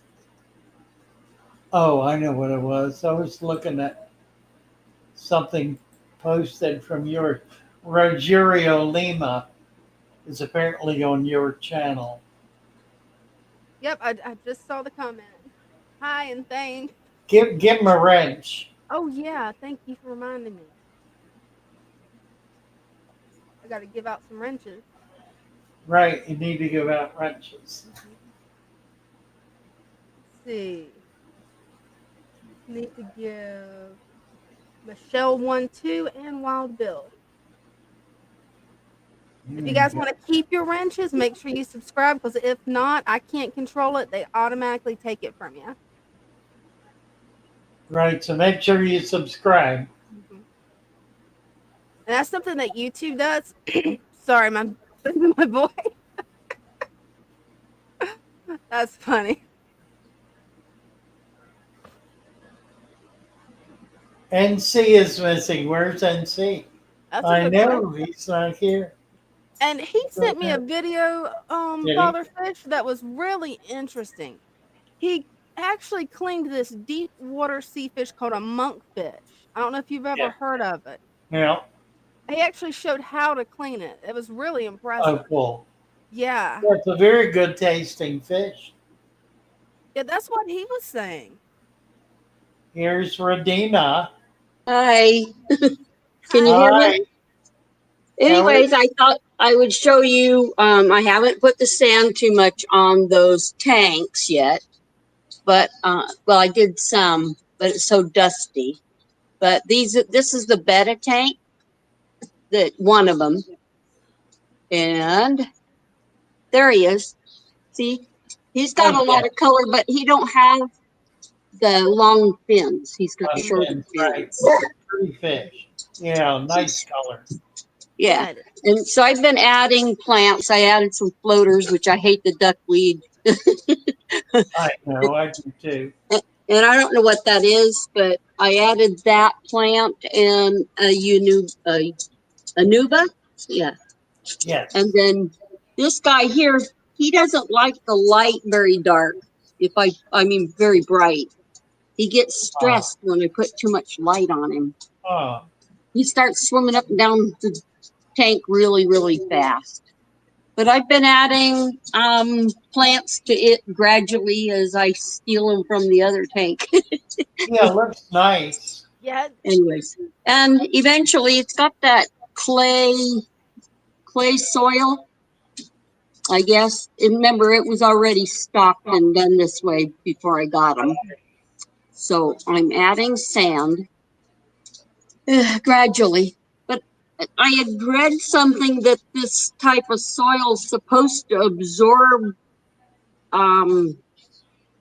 fertilizer, the liquid fertilizer that you put in sometimes is supposed to absorb it. So I wasn't sure if I should cap it or not. I've never heard It, about it does not. It doesn't? Okay, because No. it's clay based. So Yeah. and it's only 10 months old, so I wasn't going to change it out right away. Right. Maybe when springtime comes, because if you looked outside my window right now, I got snow. Oh my. Anyway, Where do you live? I live in Oregon, Klamath Falls, Oregon. Oh my word. Yeah. Wow. So at an elevation of 4,100 feet. Oh, okay. So you're halfway up the mountain. Oh yeah, yeah. Oh. Just I think our elevation that I have to go over the pass is 5,100. Are you near the coast? No, I'm not near the coast. I'm a good 5 hours from there. I'm near Crater Lake. Oh, all right. Yeah. Okay. Yeah. So I'm near there. So anyways, I put in here a filter like this. Mhm. And you know, it comes up like this. And Yeah, goes, right. But I pulled the floss out and put the sponge in it. Okay. So that seems to work pretty well. The other filters that I had that weren't like that were you had to prime them, and Right. that was a pain in the. I bet. I hated priming them. Anytime you unplugged it or anything, you'd have to prime it again. And of course, these guys, the snails, are getting their zucchini. Very good. Oh yeah. And I got them some minerals because, like this one here, see how white his shell is? Mhm.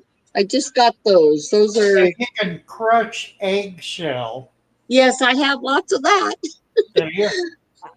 Yeah, That works I great. do that every day. buckets of eggshell. Yeah, right.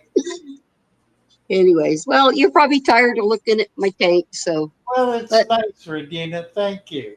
They're okay. beautiful. So it was nice talking to you, or You talking too. at you, I should say. I didn't give you guys much time to say All nothing. right. Appreciate it.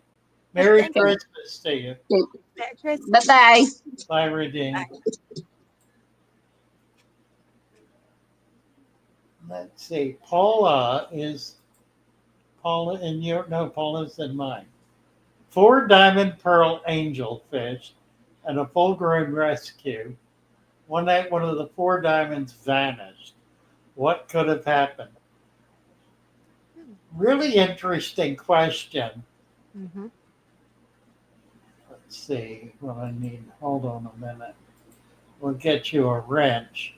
Paula, are you signed up on Dina's channel? Make sure you get over there. We're trying to get her to 800 tonight. If you could get over there, and we need about 5 more, I'm guessing. Let me check real quick. Actually, only 2 more and we're at 800. Oh my, 2 Yeah. more. Okay, Thanks, Paula, guys. see if you can get over there. We need 2 more people to get her to 800. Paula, really good question about what happens when a fish disappears. How is that even possible? You know, I have it happen occasionally. I had one disappear the other day. I have not found it yet. But there's a strange thing that happens when a fish dies. If it is in a community tank,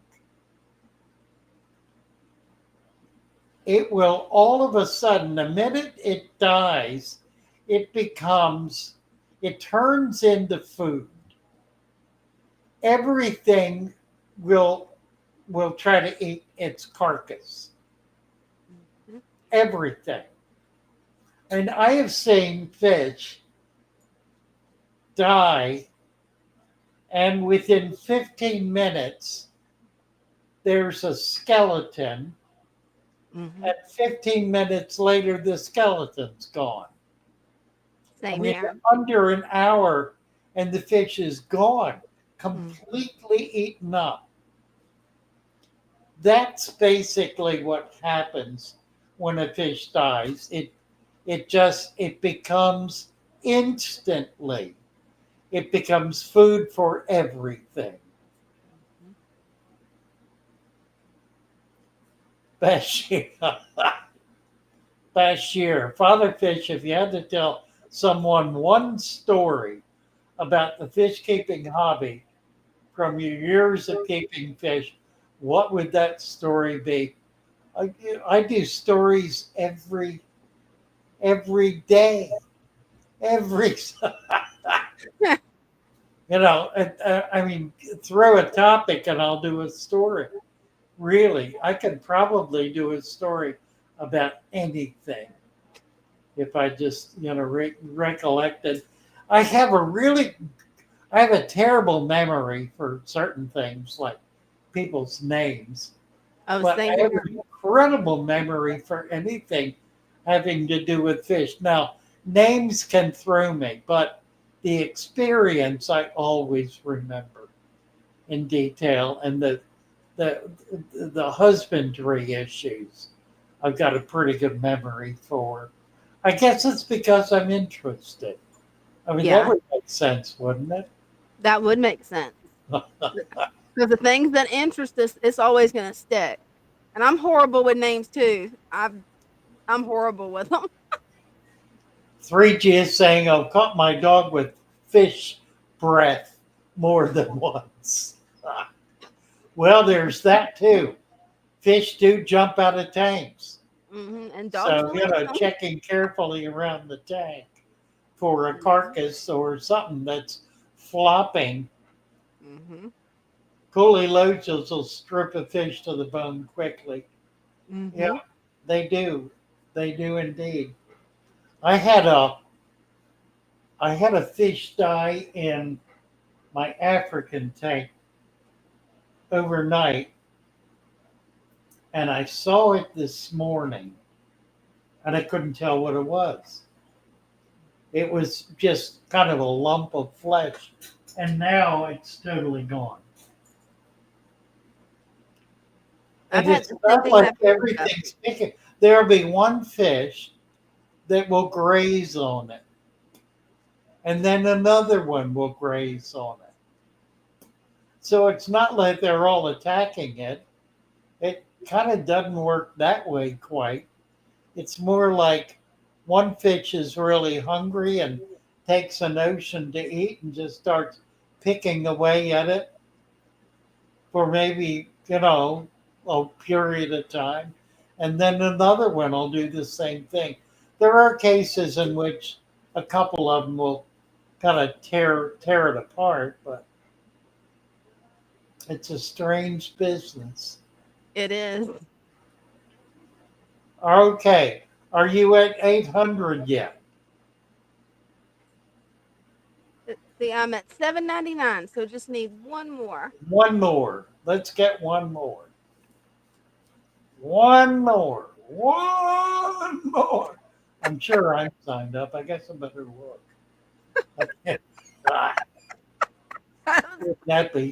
Wouldn't that be bad? That would be hilarious. I'm gonna go look. Go to the channel. There we are. Subscribe with a black bell. Yeah, I'm good. I'm good. That was Lori. I could open another channel. Hey, I'm at 800. Got it. All right. All right. We made it. Wonderful. Thank you all. That's great. And we're gonna focus on this, Dina. We need to get you to 1,000. How are your hours, by the way? Actually, they're doing a lot better. I think I'm at one. Let me double check it before I say any numbers, because they're doubled from what they were. Let's see.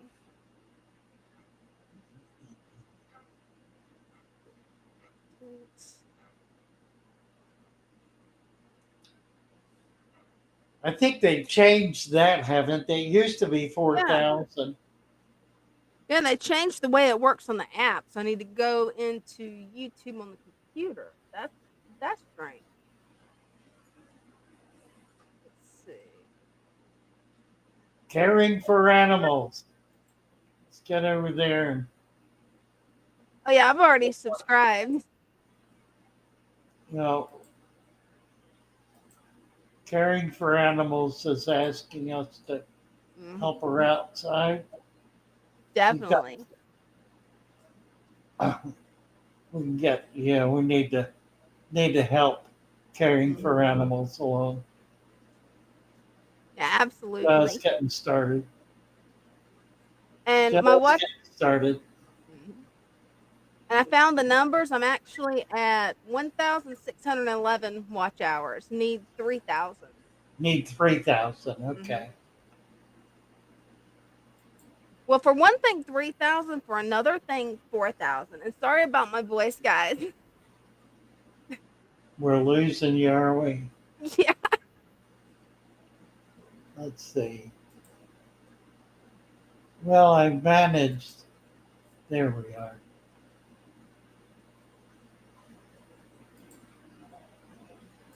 Brenda just signed up for caring for animals. I just signed up. Yeah, me too. We got you to 50. You'll get there. How are we doing time-wise? We got about 10 minutes.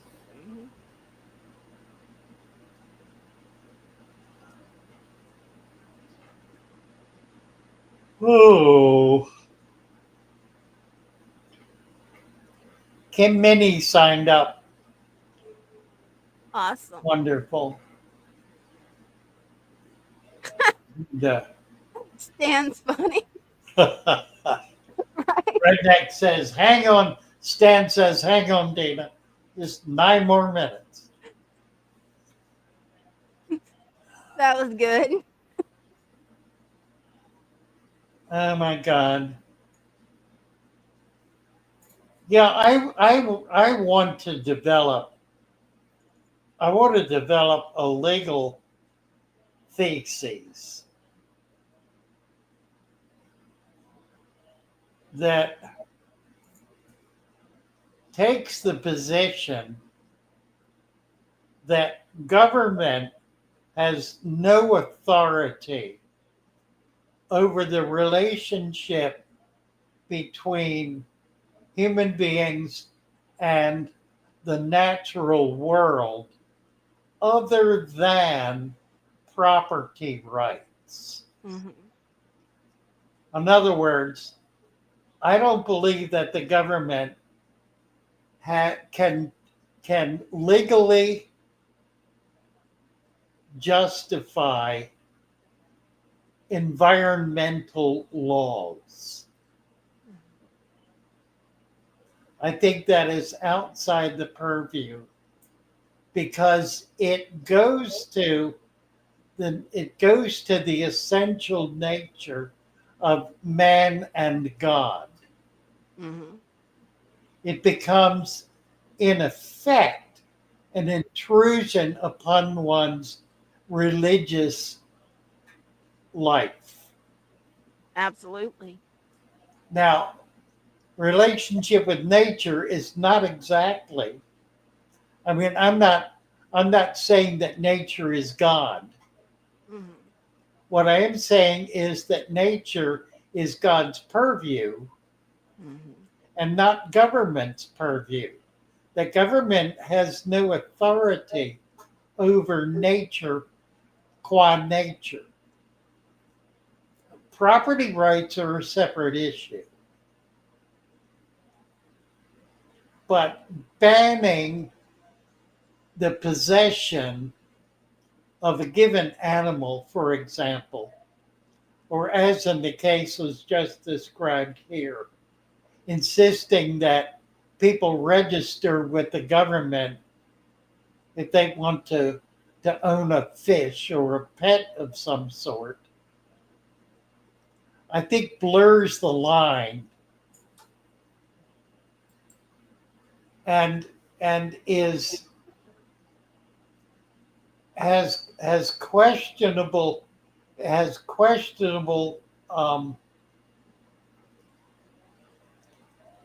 what's the word I want? I think the government does not have the right to intrude between a person and their relationship to air, earth, and water, and the creatures on air, earth, and water. I don't see how that is legally, technically, and legally a viable position. It is assumed, government assumes that authority, but I believe that constitutionally and in terms of jurisprudence in general, the history of law, common law, and the like, that government has no grounds. And if you look at it, this kind of intrusion is really very recent. It's only been in the last 50 years or so that there has been any attempt by the government to claim any authority over the relationship between human beings and the natural world. And it's always done with, oh, we need to protect, but the reality is government doesn't protect anything. It destroys things. It dominates things. It takes things from people, life, liberty, and the pursuit of happiness. Government works in such a way as to be restricting and confining. And there are times when that's appropriate, I suppose. But I don't believe it is appropriate at all for the government to tell me what kind of fish I can keep, what I can do in my relationship to animals or environments on my own property. I don't believe they have that right at all. They have no more authority over the birds of the air than any individual does. They have no right. The government has no right to determine or judge my relationship with the natural world. It certainly does have the right to determine my relationship with other human beings, because that is its role. Its role is to affect human activity, to make laws and provide for human activity. But I don't see that it has any authority, any legal authority over nature other than that which it assumes to itself. But the Bible certainly does not grant government authority over nature. Exactly. Biblical authority doesn't. Traditional law doesn't. This is all a very new, very recent development in which the government is taking upon itself the right to determine what fish will be taken out of the sea. Yeah.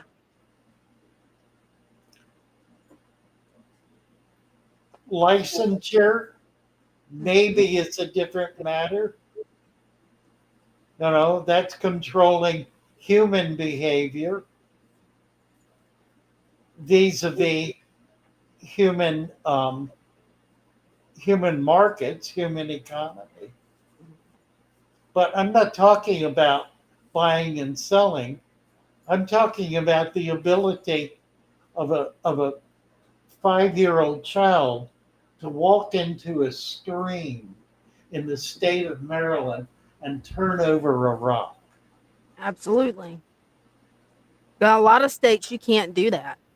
In Maryland, you can. In Maryland, a 5-year-old child cannot turn over a rock in a creek. That is an evil abomination. Yeah, it is. An evil abomination. That is straight from the pit of hell. That is fundamentally cruel and inhuman, and denies the the essential fundamental God-given right of human beings to be to be alive and functioning in the natural world. Absolutely. And the government, as far as I am concerned, has no authority whatsoever over the natural world. It can act in such a way as to encourage what it may deem to be appropriate or healthy behavior. That's fine as far as it goes. But to pass laws and to create punishments for abuse of the natural world. I just lost my channel here. Let's see.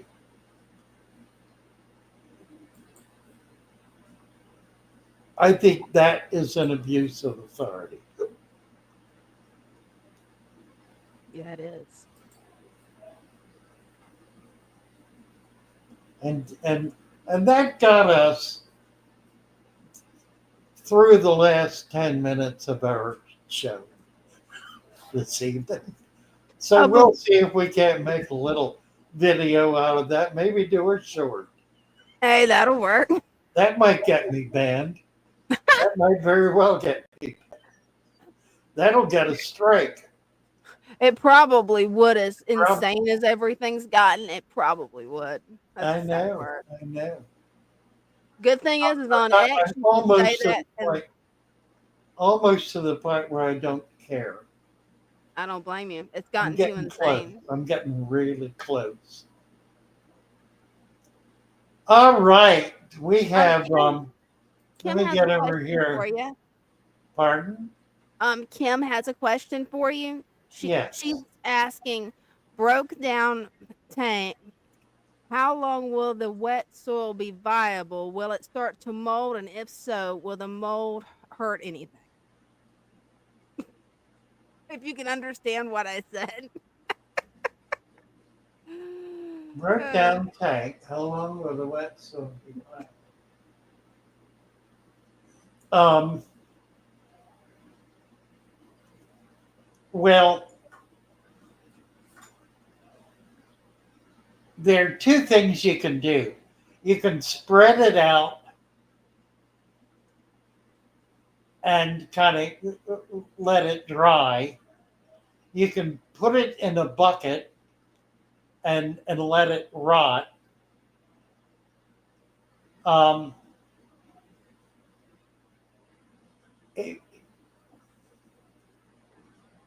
For the sake of being able to use it without a lot of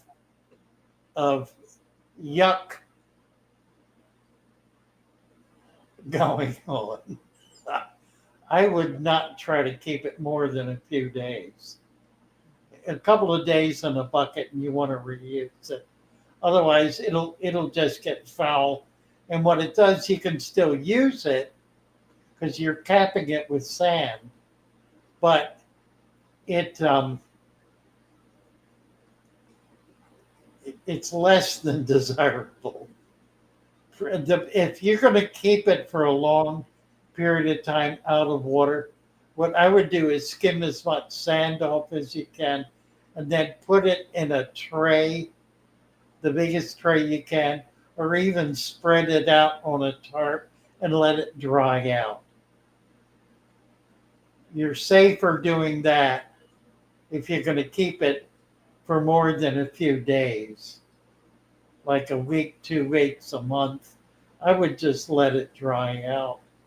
I don't like the idea of putting smelly, rotten dirt in the tank it probably is okay because you're capping it, with a couple inches of sand.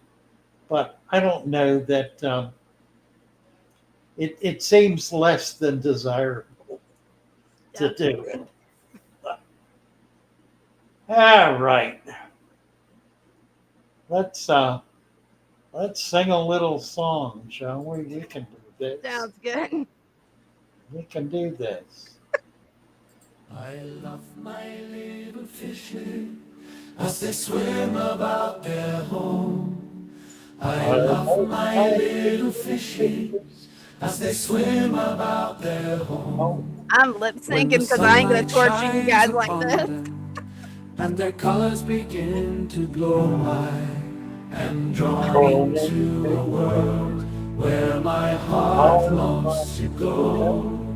I imagine scenes of beauty and feel the warmth of love. I love my little fishes as they swim about their home. I have traveled the world over, but never found a peace that comes from watching my fishies as they swim about their home. My heart is happy and I am content to sit and watch them swim. I will not be alone while these fishies are in my home. When the sunlight shines upon them and their colors begin to glow, I am drawn into a world where my heart longs to go. I imagine scenes of beauty and feel the warmth of love. I love my little fishes as they swim about their home. Well, good night, all. Good night, everybody. Good Love night. y'all. Nice to be with you. Good Yeah, night, Dina. Night. Good night, Redneck. Good night, redneck. Good night. Good night, Daniel.